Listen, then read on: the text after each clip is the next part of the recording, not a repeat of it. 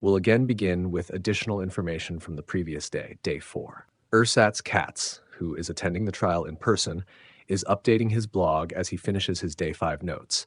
While we do have some preliminary day 5 details from other sources, a full summary of day 5 will come after that write-up is complete. Continuing day 4, Karl's barrister, KB, focused heavily on Junior's role in handling Billy's video response to Karl Jobst's allegations, particularly why Junior chose not to include a link to Jobst's apology video.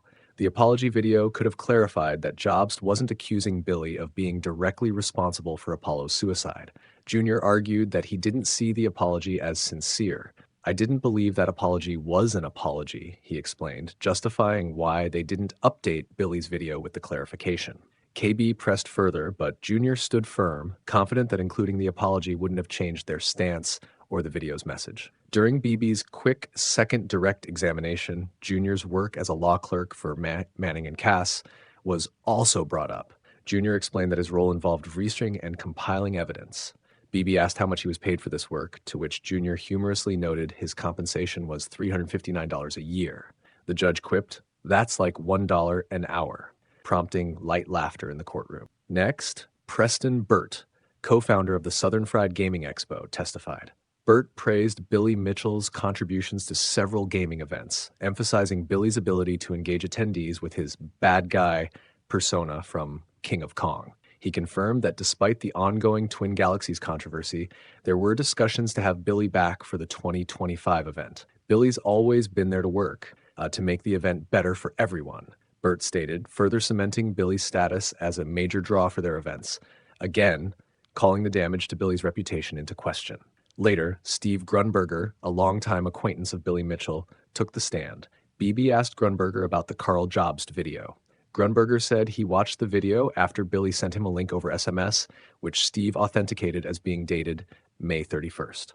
Steve recalled that the video discussed Apollo's suicide and linked it to Billy. When KB cross-examined Grunberger, Steve admitted that while he watched the entire video, it had been a while, and he couldn't remember much beyond the portion discussing Apollo. Steve didn't recall seeing Karl's apology video, but did remember seeing a response video that Billy put out, which had been shared around the gaming community. KB asked Steve if he remembered Karl calling Billy a cheater in his video. Steve confirmed that he did. KB followed up by asking, "So if you see something online, you won't believe it until you see proof?"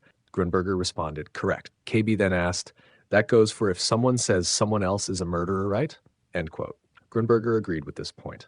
Moving into day 5, based on preliminary information from other sources, Karl Jobst took the stand.